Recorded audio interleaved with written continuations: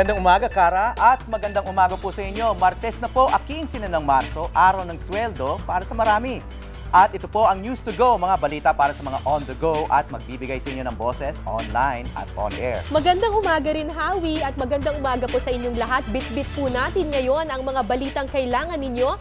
Update sa lindol at tsunami sa Japan at pagsabog sa isang nuclear power plant doon. Kumalat din po sa text kahapon na maaapektuhan daw ang Pilipinas ng radiation leak sa pamamagitan ng acid rain, pero gobyerno na po ang nagsabi hindi po totoo ang mga text message na yan. Inuulit namin, hindi totoo ang balitang yan. Makinig lamang sa mga eksperto at makibalita rito sa GMA News TV. Anyway, Kara, it's also a big day for the Philippines, at least for Team Azkals. Mamaya na po ang laban nila ng Mongolia sa napakalamig na syudad na Ulaanbaatar. At kasama po yan sa mga pag-uusapan natin ngayong umaga. Sa isa na naman pong oras ng balita at impormasyon para oras-oras, alam nyo. Isa pang pagsabog sa nuclear plant sa Fukushima, Japan. Presyo ng mga produktong petrolyo tumaas na naman ng di bababa sa 30 sentimo kada litro. Philippine Azkals nakatakdang makaharap ang Mongolia Blue Wolves ngayong araw sa Ulaanbaatar. Pinakamatandang tao sa buong mundo, kinilala na ng Guinness. Ilang taon na kaya siya?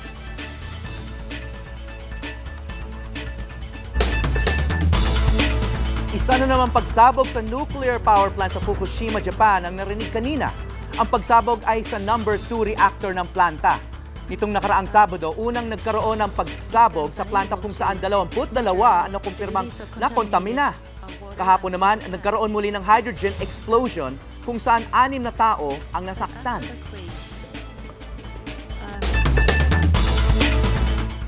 Dala nga ng ikalawang pagsabog sa Fukushima nuclear power plant sa Japan, agad nagpa-spray ang mga taong na-expose umano sa radioactive material bilang pag-iingat. Isa-isa itong pinaliguan ng solvent para matanggal ang radioactive material na posibleng nadikit sa kanila. Nag-release kasi ng radioactive steam ang planta para ma-relieve ang reactor pressure dito. 22 ang kumpirmadong nakontamina sa insidente. Mahigit 100 naman ang na-expose. Kadalasang pinag-uusapan ngayon ang masamang epekto ng exposure sa radioactive material, pero ano nga ba ito? At paano malalaman kung apektado na tayo? May news to go si Claire Delfin.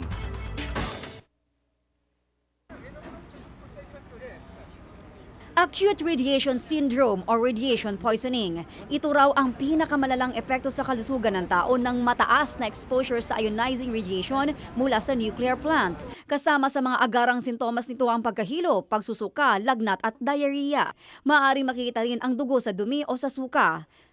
Posibleng humantong ito sa seryosong kondisyon tulad ng cancer. Sa mga buntis naman, maaaring magresulta sa genetic malformation sa sanggol. Kaya kasunod ng radiation leak sa Daiichi nuclear plant sa Fukushima, Japan, ang mga nagtatrabaho roon ang may pinakamataas na risk sa radiation poisoning.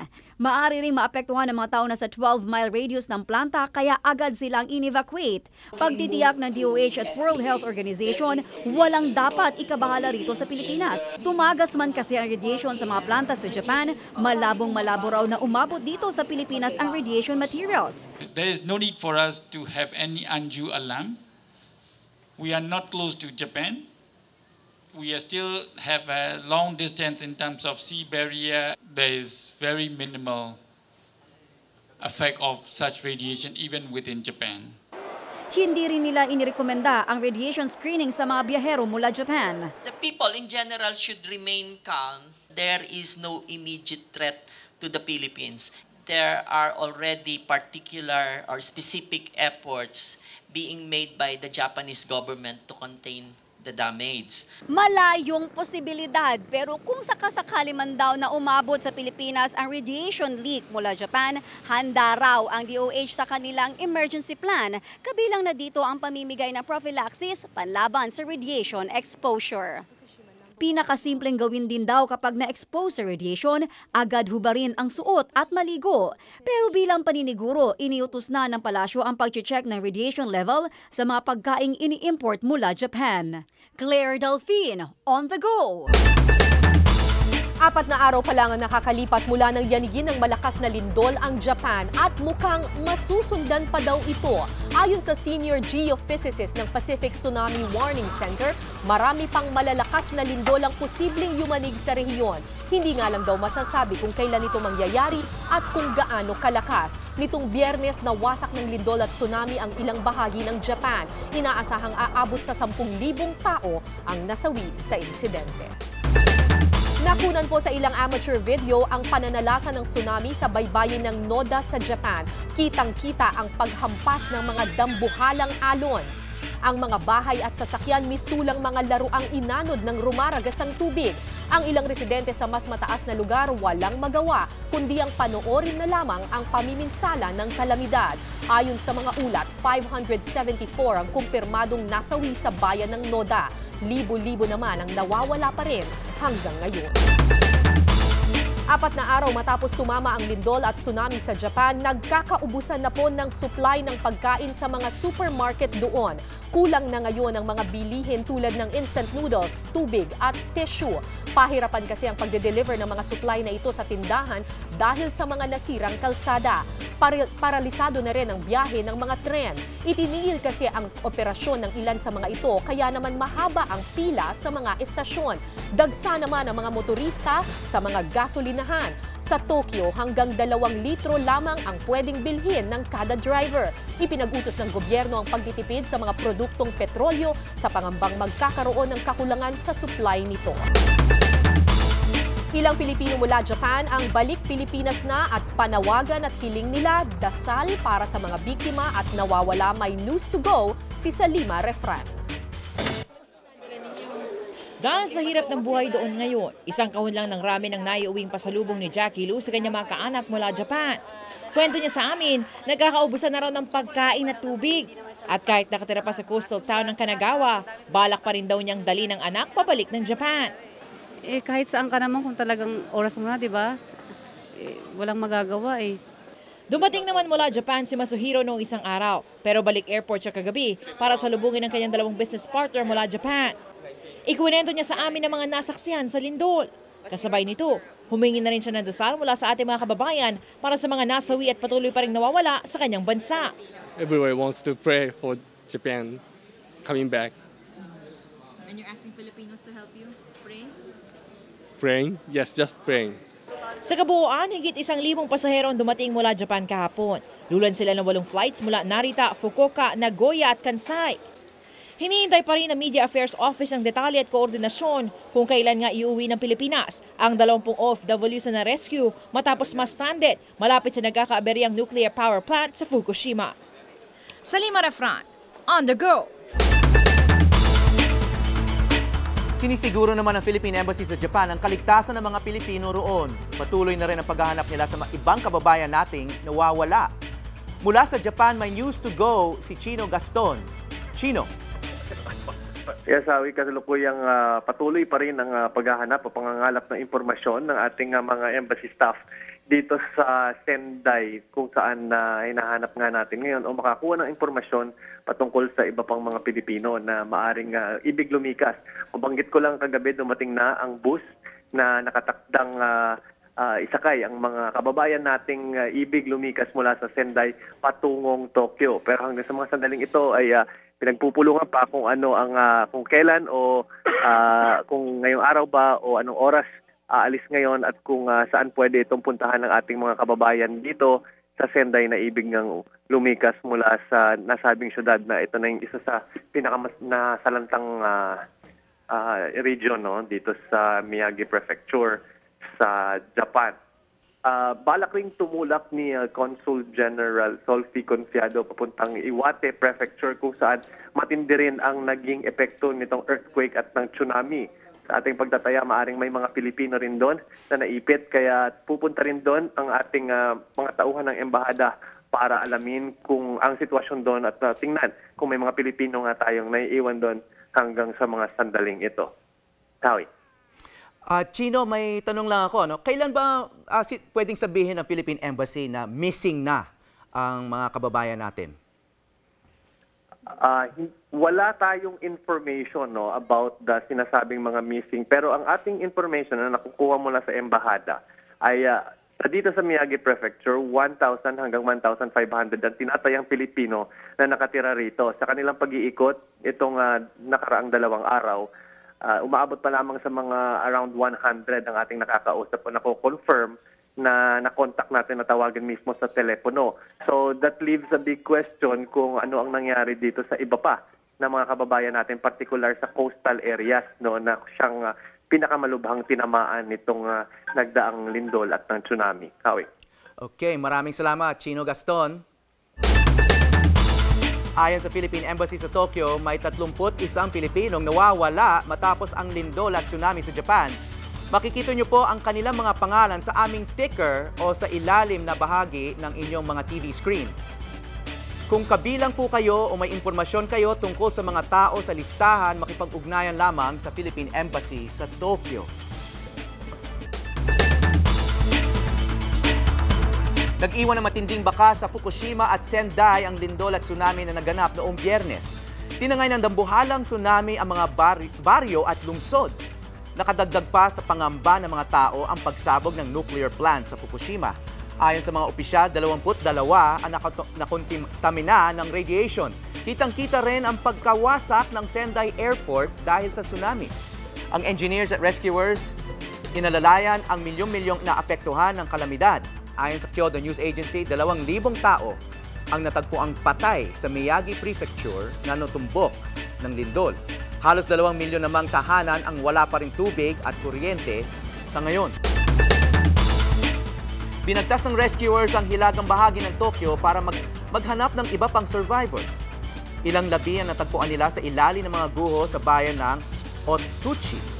Ayon sa Iwate officials, simula pa noong Biyernes ay hindi nila makontak ang mayor ng naturang bayan at iba pa nitong opisyal. Isang syudad na puno ng mga guho. Yan ang itsura raw ng Miyako matapos ang wasakin ng lindol at tsunami ang mga tahanan at gusali doon. Maging ang mga sasakyan nakahambalang sa mga kalsada at di na makapakinabangan. Ang isang mag-ina nga, inihayag na bagamat hindi nasira ang kanilang bahay, ay natrap naman sila sa loob nito nang dumating ang tsunami. Ilan lamang sila sa mga nakaligtas habang libo-libo ang nasawi sa naturang syudad.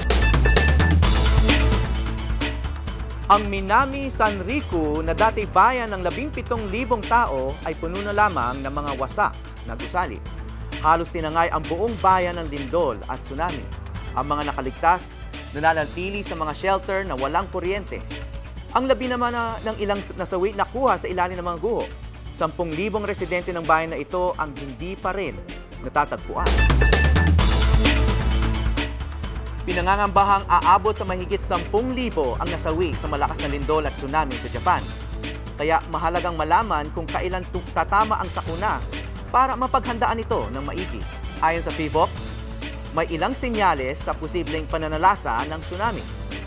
Kapag nakaramdam ng lindol o pagyanig, kung may kapansin-pansing pagbaba o pagtaas ng level ng tubig dagat, at kung may narinig na gundong na tunog ng alon. Kung maranasan o mapansin ng mga sumusunod, payo ng mga eksperto, huwag manatili sa mababang lugar o sa tabing dagat at agad lumikas sa mga matataas na lugar. Sa iba pang balita, patay ang 2 pinaghihinalaang hold-upper matapos makainkwentro ang mga pulis sa Quezon City. Arestado naman ang isa pang pinaghihinalaang hold-upper na ginulpi pa ng taong bayan. May news to go si Oscar Oida. Sa madilim na bahagi ito ng Panay Avenue, kanto ng Dr. G. Garcia sa Quezon City, nagwakas sa mga buhay ng 2 hinihinalang hold-upper matapos umano'y pagbarilan sa mga pulis pasado alas 10 ng gabi. Ang 38 caliber at granadang nabawi sa kanila, patunay umano ayon sa mga pulis na di basta-basta papahuling buhay ang mga ito. Live yun, meaning it is capable of exploding kung yung processes ay mabubuo. Like for example, lalisan ng pin bago i-release natin yung safety lever. Ang naturang shootout, naganap ilang segundo lang matapos umanong hold upin ng mga suspect ang biktima na nooy kalalabas lang umano mula sa isang drugstore sa lugar. May 4 na lalaki doon po sa gilid sa parking lot. Tapos nang naglalakad na po ako doon sa bandang madilim, may bigla lumapit na isang lalaki na yung akmang aagawin yung bag ko. Tapos hinigpitan ko po yung hawak doon sa bag. Tapos yun nga, nahila rin niya, tapos naputol nga yung leg ko. Tapos biglang nagputukan, isigaw po ako ng sigaw. Ilang saglit pa, ang mga sigaw ng biktima natabunan ng pag-alingaw-ngaw ng sunod-sunod na putok ng baril. Patay ang 2 di pa nakikilalang suspect habang nakasibat naman ang 2 pa nilang kasamahan. Napasadya pa sa crime scene si Quezon City Mayor Herbert Bautista. Labis raw siyang nababahala sa sunod-sunod na kaso ng riding in tandem sa kanyang lungsod. Ag-team na eh. Yung isa magtitignan, pagka nakadali na, sibat sila, lipat sa ibang lugar, dadali ulit, bantay naman yung isa. Ganun yung nangyayari. Hindi pa man tapos ang investigasyon sa crime scene. Napapunta naman sa may Station 2 ng QCPD si Bautista. Nakatanggap raw kasi siya ng impormasyon na isa pang hold-upper ang arestado matapos biktima sa may Times Street, kanto na Examiner sa may West Triangle, Quezon City. Kinilala ang suspect na si Raymond Cruzado na nabago ng gusto ang anyo matapos manong gulpihin ng taong bayan. Paliwanag ng suspect kay Mayor, may sakit daw ang kanyang anak sa baga kaya nagawa niyang mang-hold up. Yung anak ko po nasa ospital. Ano ospital? Anong ospital? Orthopedic po. Orthopedic, anong sakit? Tubig po sa baga. Halata namang nahabag si Bautista sa umano'y may sakit na anak. Pero hindi raw sa suspect. May sakit daw yung anak niya, tulungan natin yung anak niya. Pero ito, tuluyan mo to. Kukulong mo to, huwag mong pakakawalan. Oscar Oida, on the go! Para lalo mabigyang linaw ang nangyaring pagsabog sa Fukushima Nuclear Plant sa Japan, balikan po natin ang spokesperson ng Japanese Prime Minister na si Noriyuki Shikata. Good morning, Shikata-san. This is Howie Severino. Welcome to News to Go. Thank you very much. Yes, sir. Can you give us some details on the explosion at reactor number 2 at the Fukushima plant this morning? Yes, what we have been seeing is that there is a reactor number 2 that had a blast around a little after 6 a.m. This morning in Fukushima. And we have indication that suppression system has something wrong with it, and we are watching the situation very, very closely. Were there any casualties in the incident? So far, we have not heard any casualties, but for the sake of safety of workers on site, Tokyo Electric Company decided to reduce the number of workers on site. They are doing monitoring and operations of the reactor, and so minimum number of workers are remaining. Are there any residents remaining in the immediate vicinity of this nuclear power plant? We have been conducting evacuation operations, and the number of people who are living very close to the power plant itself is, I think, is minimum in terms of the need for evacuation. Sir, we want to extend our sympathies to the Japanese people. But how is this going to affect the neighboring countries such as the Philippines, if at all? Well, we are learning very precious lessons of how to manage the situation when nuclear power plants are hit by quakes and as well as tsunami. And this is something that we have to share with the rest of the world in terms of maintaining safety of nuclear power plants. Yeah. Sir, as of today, what is the latest death toll from the disasters? Well, in terms of the number, this is in the process of increase, and we have been finding out that over 5,000 people are either confirmed dead or missing. So the number is increasing quite rapidly. What are your immediate concerns about food and medical and water supplies, and what kind of help do you need from the outside world? Well, we have been trying to distribute food and medical supplies and things like toilets to the evacuation areas, and we also have received a number of generous offers of assistance from the international community, including the Philippines. So we deeply appreciate very kind offers of help from the global community. And do you have any idea or information if there are Filipinos in any of the evacuation centers? Well, actually, we Japanese Foreign Office is in very close touch with the embassy of the Philippines in Tokyo, and we are cooperating in terms of identifying what kind of damages might have brought about for those Filipino people living in the Tohoku region. Okay, thank you so much for your time, Shikata-san, and our sympathies to the Japanese people. Thank you very much. Yan po si Mr. Noriyuki Shikata, spokesperson para sa Japanese Prime Minister. Wala pang isang linggo pero tumaas na naman ang presyo ng mga produktong petrolyo sa ika-9 na beses ngayong taon. 30 centavos kada litro sa regular gasoline at kerosene, 50 centavos kada litro sa premium gasoline at 60 centavos kada litro sa diesel ang dagdag presyo ng Sea Oil at Shell simula kaninang hating gabi. Parehong price hike din ang ipinatupad ng Eastern Petroleum at Chevron kaninang alas 6 naman yan ng umaga. Dala raw ito ng pagtaas ng presyo sa international market.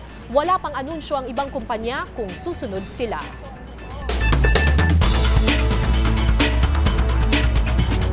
Hindi pa rin po umaalis ang sama ng panahon o low pressure area sa bansa. Huli itong namataan 30 kilometro hilaga ng Puerto Princesa.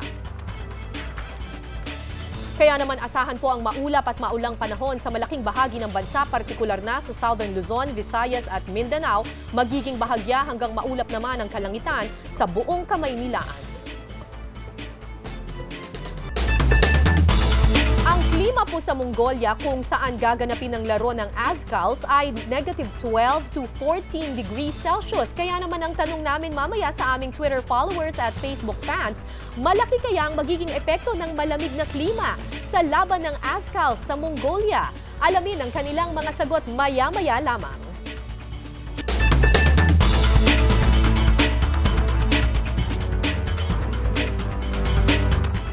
Usapang impeachment naman tayo.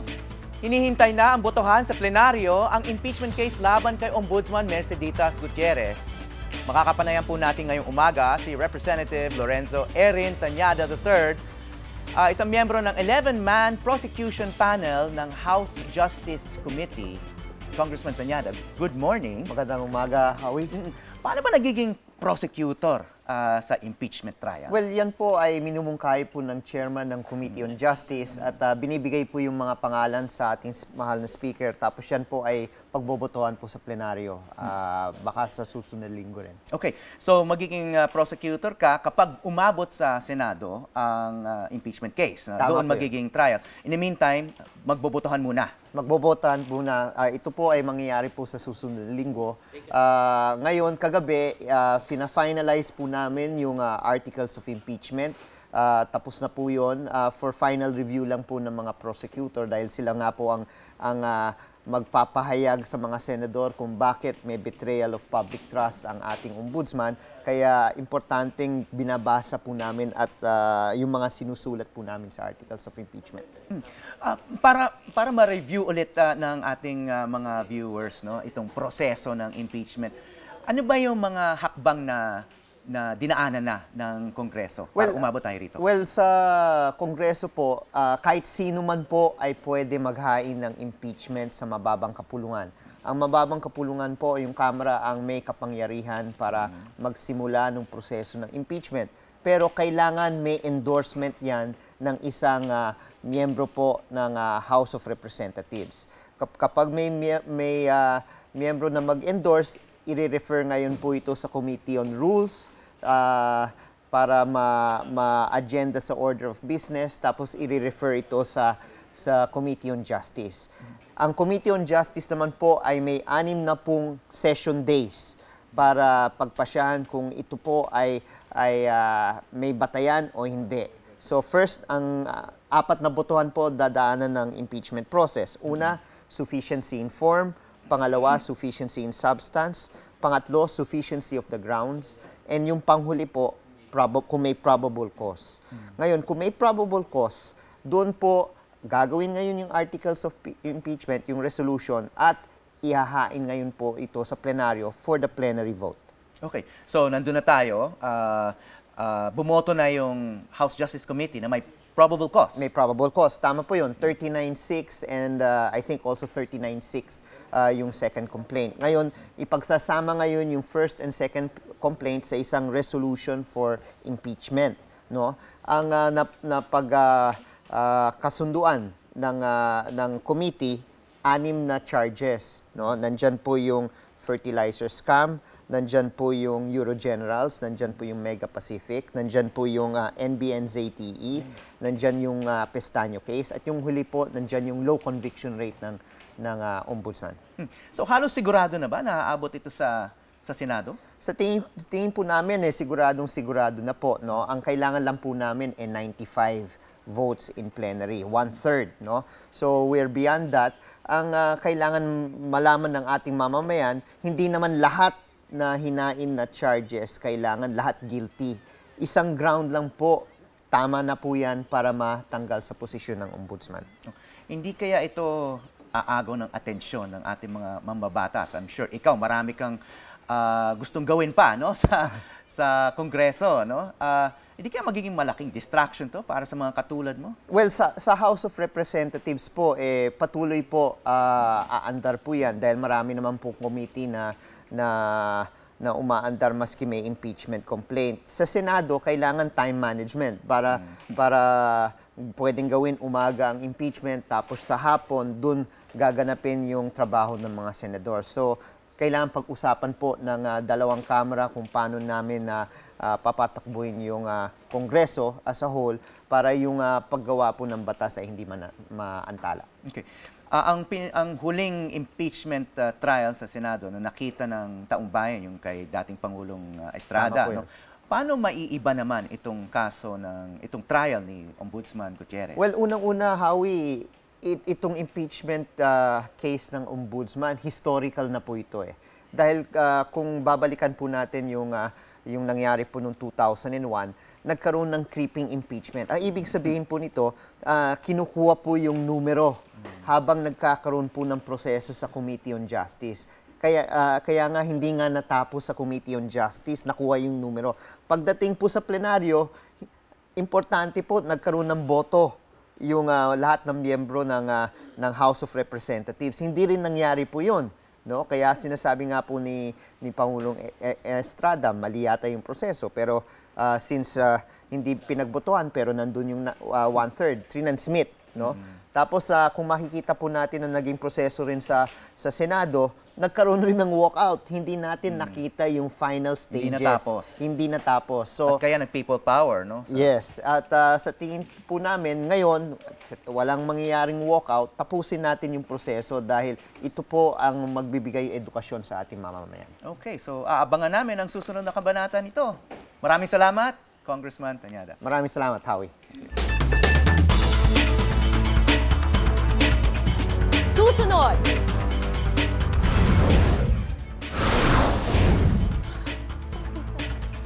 Kilalanin ang pinakamatandang tao sa buong mundo. Ano kaya ang kanyang sikreto ng mahabang buhay?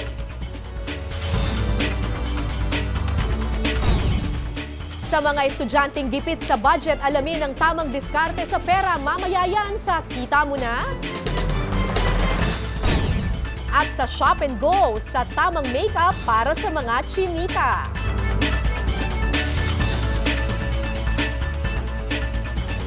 Ngayong araw po ang Game 2 na ng laban sa pagitan ng Philippine football team na Azkals at Mongolian team na kilala naman bilang Blue Wolves. Kung nung Game 1 tinalo ng ating mga pambato mula Mongolia, this time around, sino kaya ang mas mabangis? At para pag-usapan yan, makakasama po natin mamaya ang mga host ng GMA News Online Web Sports Show na For the Win, sina Jason Webb, Miko Halili at Miyaka Lim. Yan at iba pang balita at impormasyon sa pagbabalik ng News to Go.